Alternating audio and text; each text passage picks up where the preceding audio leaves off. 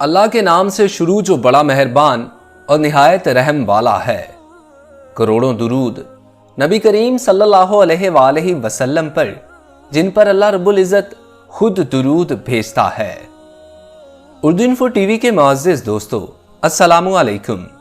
میں ہوں محسن رضا اور آج کی اس ویڈیو میں آپ کو خلیفہ ہارون الرشید، ملکہ زبیدہ اور امام شافعی رحمۃ اللہ علیہ کا ایک واقعہ سنانے والا ہوں۔ آپ سب دوستوں سے گزارش ہے ویڈیو کو آخر تک ضرور دیکھیں اور نئے آنے والے دوست ہمارے چینل کو سبسکرائب کر لیجئے۔ خلیفہ ہارون الرشید ایک رات اپنی بیگم ملکہ زبیدہ سے الجھ پڑے۔ باتوں باتوں میں ملکہ زبیدہ نے اپنے خاوند خلیفہ ہارون الرشید کو دوزخی کہہ دیا۔ خلیفہ ہارون الرشید نے کہا، اگر میں دوزخی ہوں تو تمہیں طلاق ہو گئی۔ چنانچہ دونوں ایک دوسرے سے علیحدہ ہو گئے۔ ملکہ زبیدہ خلیفہ ہارون الرشید کی محبوب بیوی تھی اور خلیفہ ہارون الرشید پر دل و جان سے فدا تھی۔ چنانچہ دونوں اس اتفاقیہ تلخ کلامی سے ایک جدائی میں مبتلا ہوئے۔ خلیفہ ہارون الرشید نے علماء بغداد کو جمع کر کے اس مسئلے کا حل دریافت کیا اور فتویٰ چاہا کہ ملکہ زبیدہ اس پر حلال ہو جائے۔ علماء کرام کے پاس ان کے لیے کوئی جواب نہ تھا اور علماء کرام نے کہا کہ خدائے عالم الغیب ہی جانتا ہے کہ خلیفہ ہارون الرشید دوزخی ہے یا جنتی۔ اس مجلس میں ایک 12 سالہ لڑکا اٹھا اور اس نے کہا، میں جواب دوں گا۔ علماء و امرا اس کی اس جرت پر حیران رہ گئے اور کہنے لگے، تم دیوانے ہو؟ لیکن خلیفہ ہارون الرشید نے اس 12 سالہ لڑکے کو اپنے پاس بلایا اور کہا، اگر ہو سکتا ہے تو جواب دو۔ آپ کو یہ جان کر حیرت ہوگی کہ یہ 12 سالہ لڑکے امام شافعی رحمۃ اللہ علیہ تھے۔ بعض جگہ امام شافعی رحمۃ اللہ علیہ کی عمر مبارک اس وقت 15 سال لکھی گئی ہے۔ حضرت امام شافعی رحمۃ اللہ علیہ نے خلیفہ ہارون الرشید سے فرمایا، چونکہ آپ سائل ہیں اس لیے تخت سے نیچے آ جائیں اور مجھے تخت پر بٹھا دیں، کیونکہ علماء وارث انبیاء علیہ السلام ہوتے ہیں۔ خلیفہ ہارون الرشید تخت سے نیچے اتر آئے اور حضرت امام شافعی رحمۃ اللہ علیہ تخت نشین ہو گئے۔ خلیفہ ہارون الرشید نے ایک سائل کی حیثیت سے مسئلہ بیان کیا۔ حضرت امام شافعی رحمۃ اللہ علیہ نے فرمایا، جو کچھ میں پوچھوں گا اس کا صحیح جواب دیا جائے اور جھوٹ قطعاً نہ ملایا جائے۔ اب آپ اپنی زندگی پر نظر دوڑا کر بتائیں، کبھی آپ کے ساتھ ایسا ہوا کہ آپ مصیبت پر قادر ہو کر بھی خوف خداوندی سے ڈر کر رک گئے ہوں؟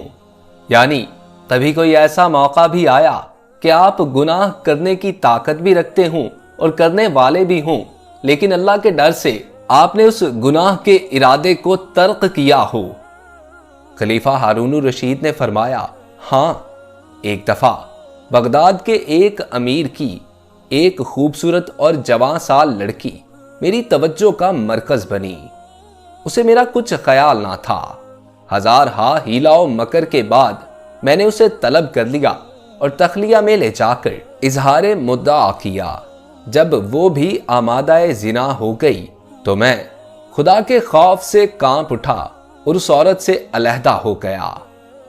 حضرت امام شافعی رحمۃ اللہ علیہ فرمانے لگے، اگر تم اس واقعے میں سچے ہو تو میں فتویٰ دیتا ہوں کہ تم دوزخی نہیں جنتی ہو۔ اگر جھوٹ بول رہے ہو تو اس کا عذاب تمہاری گردن پر ہوگا۔ اس فتویٰ کو سنتے ہی علماء مجلس نے شور برپا کر دیا کہ آپ کس دلیل سے یہ فیصلہ دے رہے ہیں؟ امام شافعی رحمۃ اللہ علیہ نے قرآن پاک کی یہ آیت تلاوت کی، جس کا ترجمہ کچھ یوں ہے، اور وہ جو اپنے رب کے حضور کھڑے ہونے سے ڈرا اور نفس کو خواہش سے روکا تو بے شک جنت ہی اس کا ٹھکانہ ہے۔ لوگوں نے پوچھا کہ خلیفہ ہارون الرشید کے سچا ہونے کی کیا دلیل ہے؟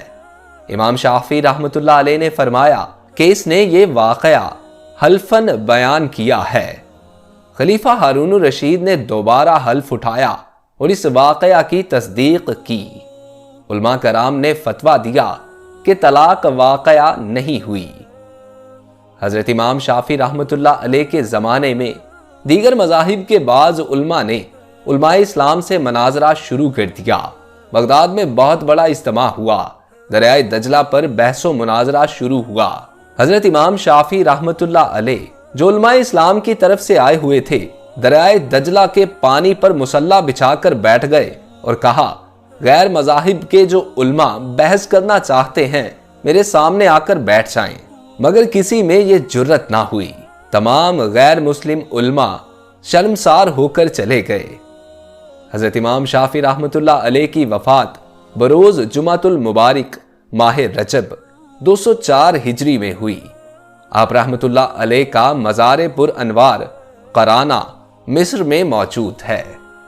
دوستو، اگر آپ لوگوں کو ویڈیو اچھی لگی ہو تو اسے اپنے دوستوں کے ساتھ شیئر کیجئے، اور نئے آنے والے دوست ہمارے channel Urdu info T V کو سبسکرائب کر کے ساتھ لگے بیل آئیکن کو پریس کر کے آل نوٹیفیکیشنز آن کر لیجئے، تاکہ اس قسم کی ہر نئی آنے والی ویڈیو بر وقت آپ تک پہنچ سکے۔ اپنے دوست محسن رضا کو اجازت دیجئے۔ اللہ آپ کا اور میرا حامی و ناصر ہو۔ اللہ نگہبان۔